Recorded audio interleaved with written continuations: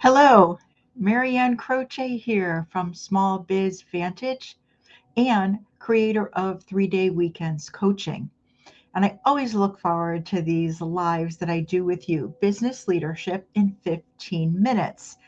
And if you don't know me, I do these for a couple of reasons. One of them is for you to shift your perspective or your vantage, if you will, of your business and turn that into your competitive edge.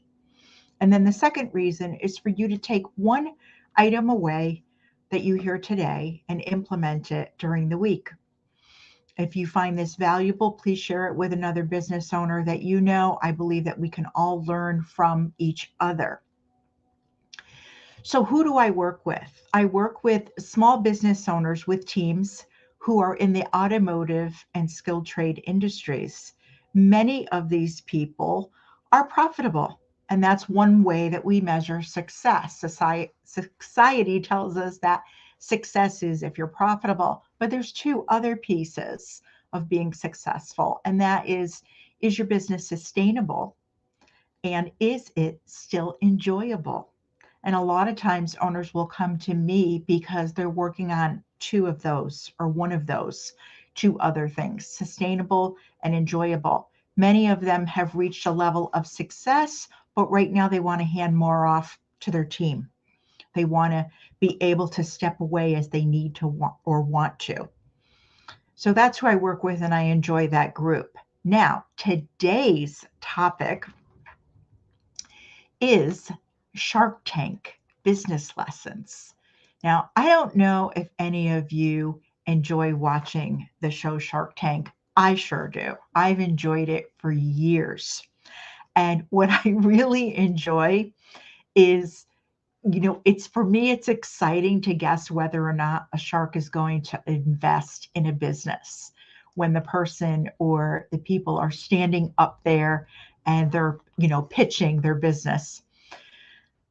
These sharks, you have to realize, right? They're putting up their own money.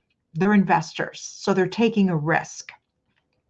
So the risk needs to be worth their while. And although that's like a really basic and, the concept is simple, many that go on the show aren't prepared and they don't get a deal. So being prepared for the right opportunities is huge for a business owner.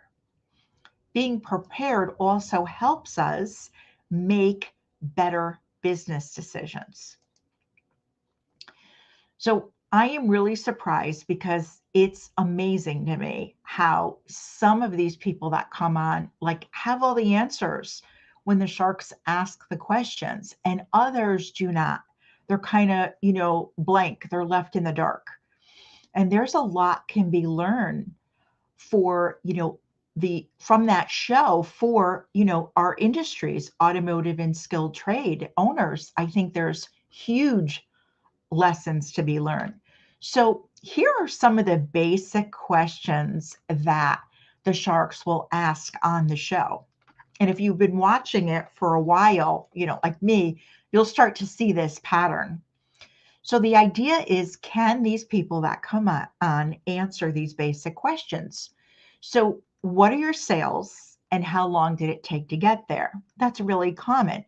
And the sharks want to know if these people have a real business or if it's some kind of a dream, and what stage they're in. That's what they want to know from that question. Usually they'll ask them, what does it cost and what do you sell it for? Whatever their product is or their subscription, whatever it is, the sharks want to know the margins, plain and simple. Another question that they ask is, what do you need the money for? Because they're asking for money, right? They want the sharks to invest. So the sharks want to know if this person knows what to focus on at their stage of business. Do they know what they're going to use that money for? Because that's what the sharks are thinking of going and taking part in this business. Does this person know what they need the money for? How are you paying or are you paying yourself? How are you paying yourself? some of these people have invested a lot of their own money and they're not getting a return on it. And the sharks want to know, is this business profitable? People may go on the show and say, I've done, 1.5 million, and it sounds great. Are you paying yourself? Are you making a profit? And I see a lot of these same things in our industries as well. And lastly, how did you get started? What led them down the path to want to do, what they're doing? The sharks want to know the problem that they solve. They want to know their why they're doing what they're doing, what led them there, and their level of commitment. Because sometimes these people aren't really all in. They have other things going on in their life, and it sometimes seems like this idea that they have or this business that they have is more of a hobby.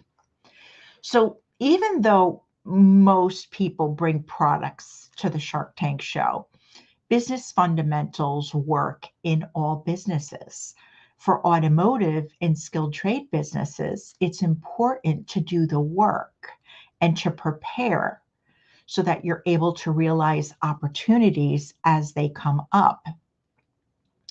Now, most of the people that I know that are in the skilled trade and automotive industries, they have a lot of technical skills. They have a technical background and they're very confident in that area. They're very proud of the work that they put out, the work that they do. But once you shift and you become a business owner, now you need a whole nother set of skills. And this can be a challenge because a lot of times we're hard on ourselves and we don't give ourselves the time needed to develop and build those skills. It doesn't happen overnight. So here are some of the lessons that I believe can be taken from the show. Know and understand your numbers. These are your financials, because good numbers, if your numbers are clean and you have personal information kept personal and separate and business information separate, then you have good numbers. And good numbers don't lie. They actually can guide you. Focus on activities for your stage of business to grow. So just because you've been in business for 10 years doesn't mean that you're in the same stage of business as someone else that's been in business for 10 years. Your needs may be a little bit different. The way you're structuring your business may be a little bit different. So get clear on what is needed now, right now for you, not 2 years from now, 3 years or 5 years from now. What does your business need now? And stay focused. Build your business from your values and goals, not someone else's. I can't put enough emphasis on this one. Not every business owner wants a large team or to be a multi-shop owner, and that's okay. A lot of times people in these industries make you think that your business has to become huge to be successful. What's more important is that you build a business that is profitable, sustainable, and enjoyable, that works for you. It works for your team and it works for your customers. That's what's more important. And we don't hear a lot of that in the industry. Work ethic and asking for help when needed. It's really important to have a good, strong work ethic. No one knows it all. So everyone from time to time is going to have to reach out for help. I mean, let's face it, even the sharks will say no to businesses that they aren't a fit for. They'll tell people straight out. Coaches and mentors are there for those who want to invest in themselves, their team, and their business. And many of the sharks will even say, your business is really not a business that I can invest in, but you're making an awesome living. You have a great lifestyle. Why would you want to change that? So what we don't want to do, right, is create something that doesn't work for us. Another lesson to learn is have a why beyond money. Because I know, everyone's thinking more, more, more, more, which is great. It's great to next level. It's great to grow. That's not what I'm saying, that it's great to do all those things. I'm not going against that. But I want you to think deeper than money. Money is the result. It's not the reason to do this. It's the result. Your why needs to align with your team and your customers. So if your why only revolves around you, the reason why you have your business, the reason why you're doing everything that you're doing, it's for your family. It's to put your kids through school. It's for you to buy a second home. It's for you to buy toys. It's all about you. It's not going to align with your team and with your customers. You need a why that's going to align with them.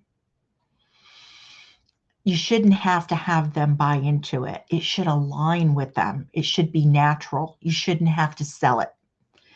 So if it's for you to grow in one way or another, for you to improve your quality of life, it should be for them to do the same as well.